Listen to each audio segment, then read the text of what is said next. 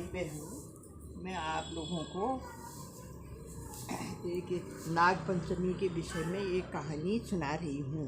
उसको सुनिए। और ये कहानी बहुत पुरानी है। जब मैं अपने वहाँ हम नाग पंचमी का व्रत करते थे, वो कहानी सुना रही हूँ। मेरे वीडियो को सब्सक्राइब और शेयर करना न भूलना। धन्यवाद। सुनिए, ये हम लोग अपने बगीचे में, जहाँ हमारा हल नहीं लगता था, अपने शौड़ धौड़ कहते थे, वहाँ हम मक्के बोते थे। और नाग पंचमी के दिन हम लोग व्रत करते थे। हल का बोया नहीं खाते थे। जहाँ हल्का फल लगा उससे वो नहीं, क्योंकि हम ये बॉस कुटेले से जो बोया है उसको मक्के हक्के हम बांट के खाते थे गाँव में। हल्का बोया इसलिए नहीं खाते थे। एक सर्प की बाँबी जो थी, हल जोतते समय एक आदमी के कहने फट गया, उसके बच्चे मर गए। तो सांप बहुत क्रोधित हो गया। उसने उसके वंश को बहुत कष्ट दिया और सताया। तो फिर उसकी लड़की ने एक दिन सर्प से कहा, से सर्पराज, मैं आपको दूध पिलाऊंगी और आप ये बताइए कि इसका निवारण क्या है, आप हमारे वंश के पीछे क्यों पड़े हैं।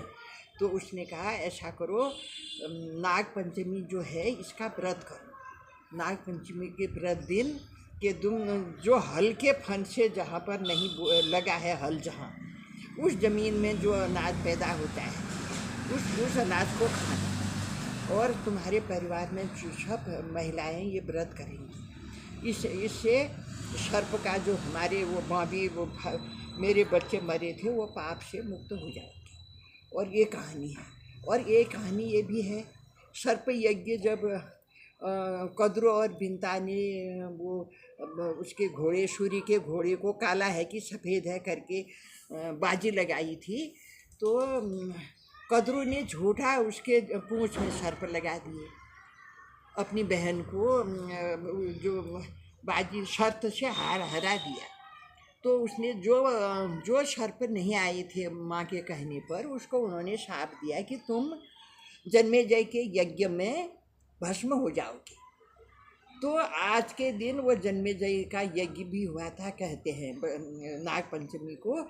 उनके जो एक महान ऋषि थे आस्तिक मुनि, उन्होंने जन्मेजय से वार्तालाप करके वो सर्प यज्ञ को रुकाया था। इसलिए शेषनाग आज जितने सर्प थे बड़े बड़े वो बच गए।